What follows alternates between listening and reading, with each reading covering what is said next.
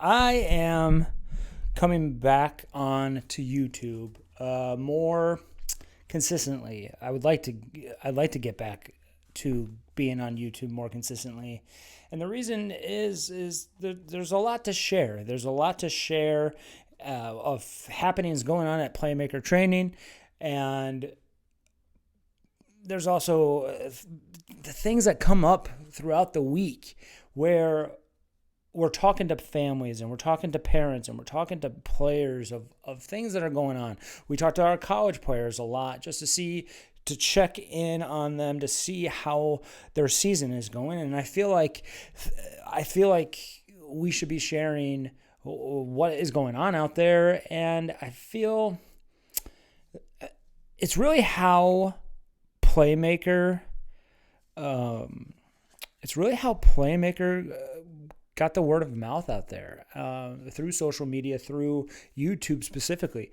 And I used to do topic videos, and this is going to be a little bit more longer form where I want to cover or discuss maybe 5 topics that have happened throughout the week at Playmaker Training or have come up at Playmaker Training. And so just share whatever that is. It's not all bad. It's not all good. It's not all soccer. I mean, I want to do a little NFL topic today. So I guess I'm officially calling this I Hate Soccer. I don't hate soccer. I love soccer. But there are aspects of youth soccer especially that I hate. A couple of college too, but for the most part, I love it. And this is why I do what I do. And so this is the first episode. Hopefully I'm doing one of these once a week, maybe every other week, and just to be more vocal. So the first topic is I released a ebook or really it's a guide to the art of recruiting. That's actually the title, The Art of Recruiting. You can buy that now on our website, playmakertraining.com. And basically how it came about was I made an Instagram post of the most important ways to get recruited and really breaking down the most important aspects of what you should be looking for when you're looking for a college program in your junior and senior year in the process. And so some of those things was, okay, how many freshmen are in this year's class? How many juniors? How many seniors? How many transfer portal players are in this year's class? And if you could break down how many players are in your position, it can really help you determine, is this the right fit for me? What's their style of play? Is the school atmosphere what I want it to be? How long has the coach been there? Has the coach been there consistently, or is it a brand new rebuild type situation? Those are little things that I told players that's really what you should be looking at. Then I posted something of basically it was really out to soccer parents of what keeps you up at night. And the number one response was recruiting, college placement, college soccer. And so I developed a survey where I developed a survey for college coaches first. And I sent it out to people that I follow, and they follow me on Twitter or X. And I sent it out to all these coaches, and I had 15 replies, including a top 10 finisher last year. They were preseason top 10. They're since out of the top 10, top 25 actually right now. But I really wanted to educate myself on recruitment, and I gained a lot of knowledge of what really works in recruiting and what doesn't work in recruiting. I followed it up with, you know what, I'm going to make a college player survey and send it out to all of our players, some from Michigan, some from New York, of, you know, what was their process like? Did their clubs help? What role did video highlight reels play in their recruitment process? And the feedback, just wait till you read it. The feedback is so important, and I plan on doing multiple volumes in the future. So I also want to add to the questions and the surveys and send out more coaches and get more players, just so we have 15 college coaches and 10 college players, and hopefully the next volume is 30 and 20 or whatnot. Also at PlayMaker this week, that was the first, we started our Homeschool program. It was actually brought to me by Carissima and by one of our players that attended our Williamsville camp, our Williamsville summer camp, and we realized that we have quite a bit of homeschoolers in our PlayMaker training athletes right now, and we wanted to do something for them. And so this is the first week. We have 2 age groups. We have 8 to 11, and then we have 12 and up. We had 6 players this week. We want to have a second location, so we can, once we grow this out, we want to have a second location in Orchard Park, just so that they don't, the homeschool population don't go unnoticed. And it's funny, a couple of them are pretty decent high-level players, and they trained with us on the same day that they have club training. And the parents were like, well, you know, should we train that? Should we train, or should we just train for an hour, or should we go for the full hour and a half? You know, she has practice later. And actually, I forget who it was. I have to find the research, but the studies show that it is actually better to do 2-a-days, 3 days a week, rather than 1 session a day, 6 days a week. Think about that. If you do 2-a-days, 3 days a week, and then you have a game on the weekend or 2 games on a weekend, you still have 2 full days off versus no days off, kind of like high school soccer. Don't even get me started on high school soccer. That'll be a topic for next week, perhaps. So these homeschoolers are getting double sessions, but they also get rest days, which is exactly what the Real Madrid Academy is known for. It used to be this way. I'm not sure if it's still this way, but they had a training to game ratio of 8-1. And people are like, well, how do they do that? How do they do 8 practices to 1 game? Well, they only have 1 game a week. They don't have 3 or 2 or 3 like high school, or like ECNL or MLS Next or any youth system in this country. They have 4 days where they train in the morning and they train at night or in the afternoon. Then they go to school in between. They have a game on Saturday or Sunday, and that still gives them 2 full days off per week, and they are getting double the training, sometimes triple the training of our American kids. And tell you what, some of the best athletes in the world, think of like the IMG, they go to training in the morning and they go train in the afternoon. A lot of the gymnasts in this past Olympics were homeschooled. And if you think that you have an elite player, that might be a path that you want to take going forward. I read everything on like note cards. So Okay. Now,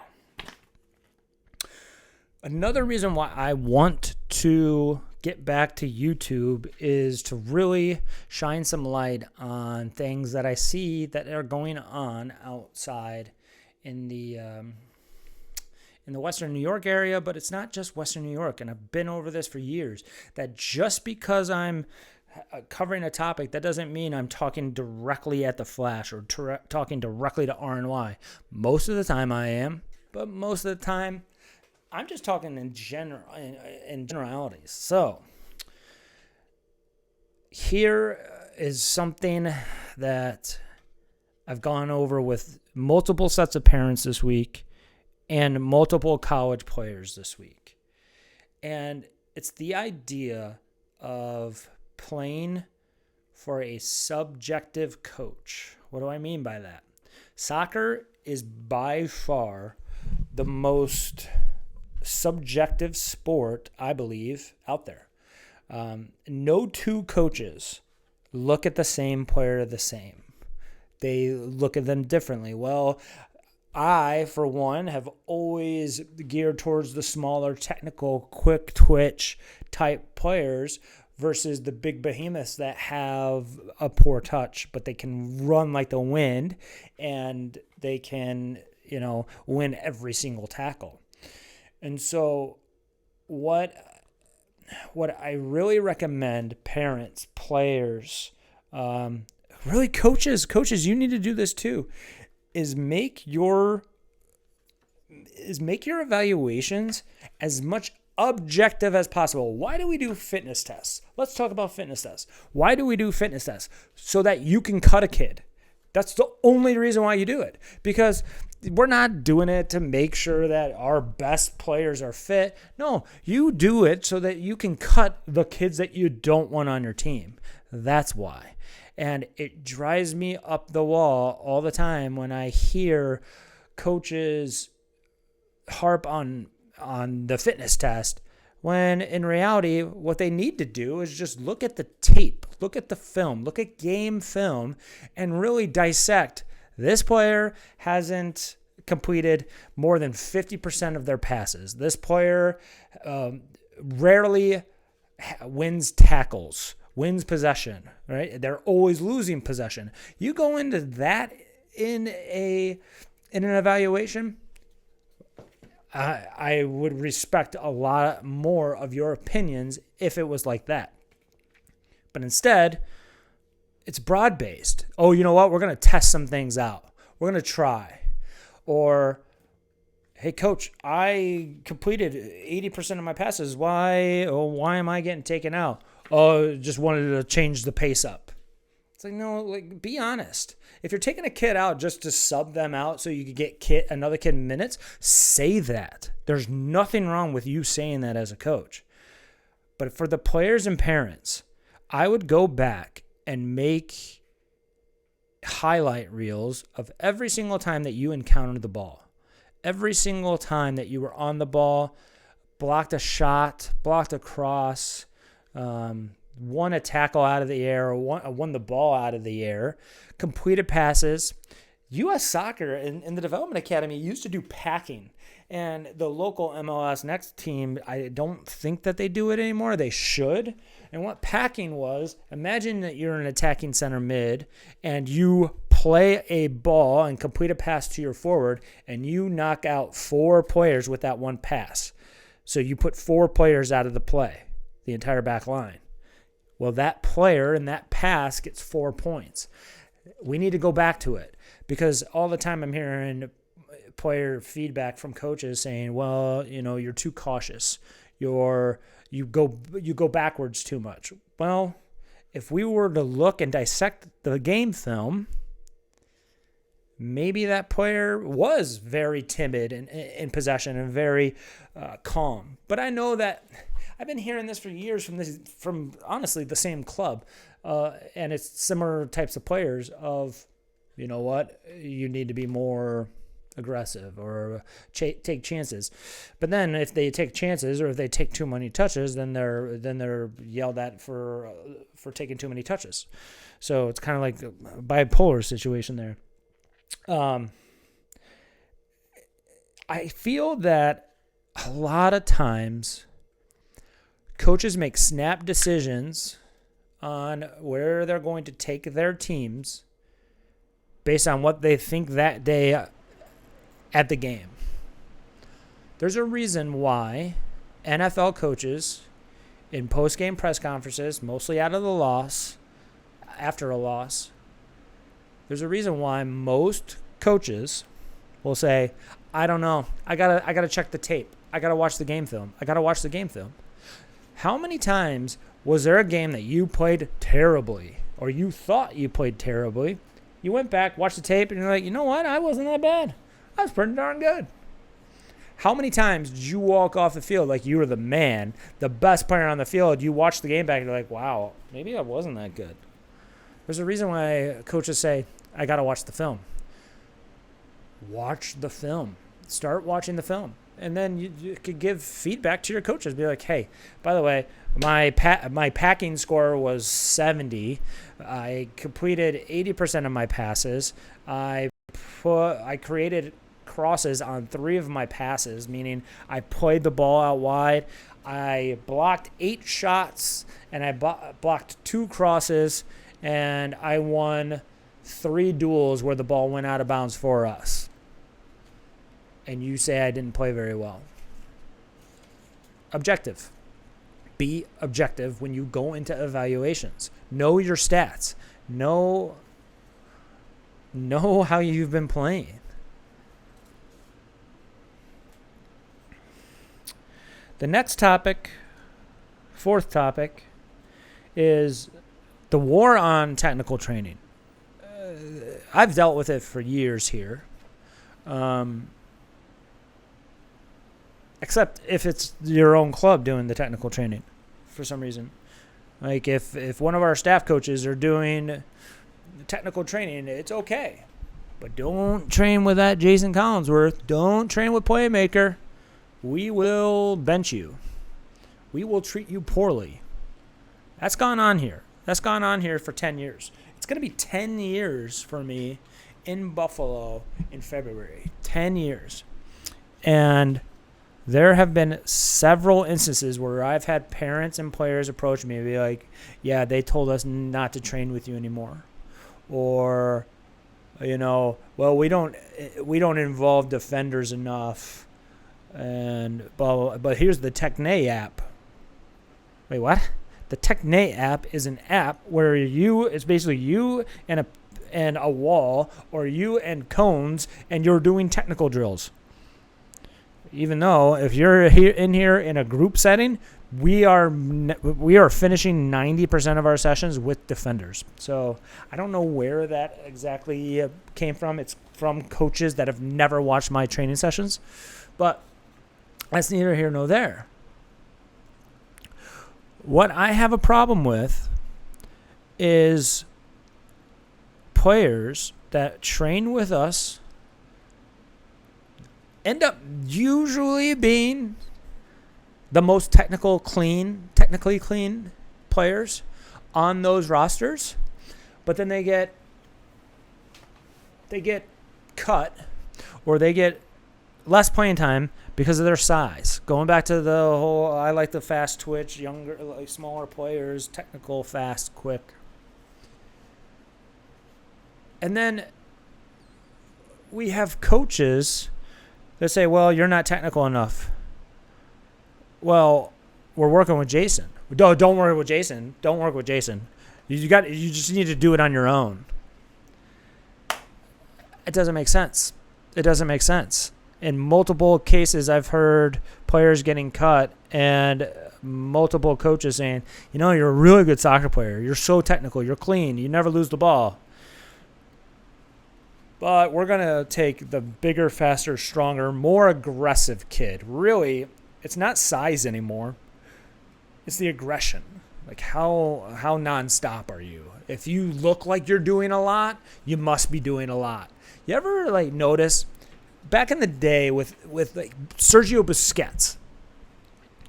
Sergio Busquets would go through games where you didn't know he was on the field.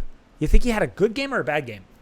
He had a phenomenal game because you never knew he was on the field. Because you know what? He always completed his passes. He always won his duels. He always passed out of pressure in sticky situations. He always got it to Xavi or Iniesta or Messi or whatever. And he always solved problems quickly and cleanly. I would say that most of the players that come through here religiously, that are here weekly, that have been in here multiple years, is that type of player. You know what? I didn't really recognize you on the field so you must have played terribly.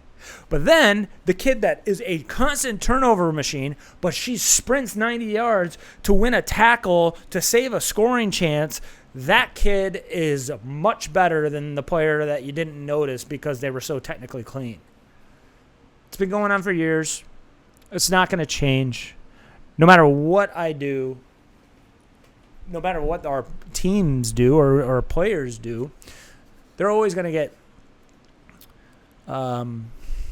blackballed. They're going to be held to a different standard if it's public knowledge that you train with us. There's a reason why there are clubs that support us and there are clubs that do not. There's a reason why there are high school programs that support us, like our pickup sessions at the end of the summer.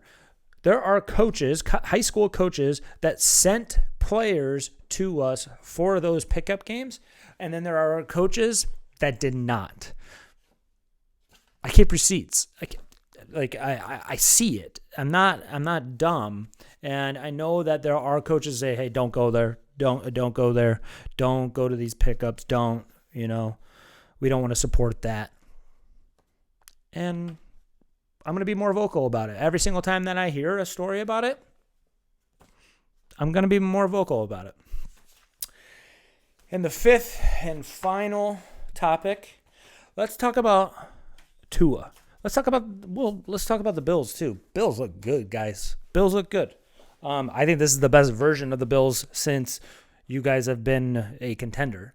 And there's a reason. Well, week 1 against Arizona, I did not think you guys looked very good because it was too Josh reliant, and Josh is kind of reckless with his body. Don't tell me Josh isn't hurt, because all of a sudden in week 2, he didn't run for 1,000,000 miles. He didn't try to hurdle anybody. Only thing he hurdled was the bench and a trash can.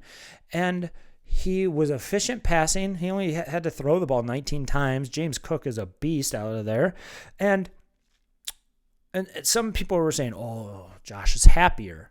Well, yeah, he's happier. He doesn't have Stephon Diggs, who I've been calling out for 3 years, and I've gotten pushback. You know who you are. "Oh, you just don't like Diggs because you're scared of the Bills." No, I don't like Diggs because I don't like Diggs. And how did that work out? Pretty good. It's another reason why I'm going to have this YouTube little shtick, because I want to be on record for what I say, not just on Twitter or X or whatever the hell it's called. But it's Josh's team now, and it's Ed Oliver's team. It is no longer Jordan Poyer's team. It's no longer Micah Hyde's, and it certainly isn't Stephon Diggs. And what are the Bengals? I have no idea. We'll find out tomorrow. We'll find out tomorrow what the Bengals are. The Ravens are going to be good. Dolphins, poor Tua. Let's talk about that. I have never had a player's career end due to an ACL tear. MCL, ACL, whatever, meniscus. I've never had a player's career end. I've never had him end because of an ankle injury or a foot injury or, little things like that. The number one, one of my best friends growing up, she ended up playing NAIA Siena Heights. By her sophomore year at Siena Heights, she had her, I want to say 5th, 6th concussion. And she was done. And she transferred to Michigan State, ended up just being a student, but the game was gone from her. And I take concussions very, very seriously. One of my best players from Michigan, same situation. She had a really bad one, and it was on a jet ski. And or no, it wasn't a jet ski. It was they were tubing behind a boat, and there was two on this boat, or a tube and two on this tube, and they collided and hit heads, and her career was done after that worst one. And I'm pretty sure that was her 5th diagnosed. We all have our bell rung early on when we're younger. And there was one time in my soccer playing days where I got a concussion and I did not know where I was, and I didn't know what was going on until this happened in the first half. It was a tournament semifinal. I was in goal. I came out. Kid wrecked me. One of my buddies has it on film. I come off my line. He knocks me in the head. I get up and yell at him. I'm like, you don't go into goalkeepers like that. And then you could see me just fall in the video, just collapse. I guess I was on the field for 3 minutes. I was conscious, but I don't remember. At the time, I guess we were down 2-0. We were down 2-0. I'll tell you the game story because the game was awesome. 2-0, but I didn't know what the score was. I had no idea what was going on. We go off for halftime, and I go over to my center back, Chris, and I was like, hey, what's the score? And he's like, what are you talking about? It's 2-0. We're losing. I was like, oh, okay.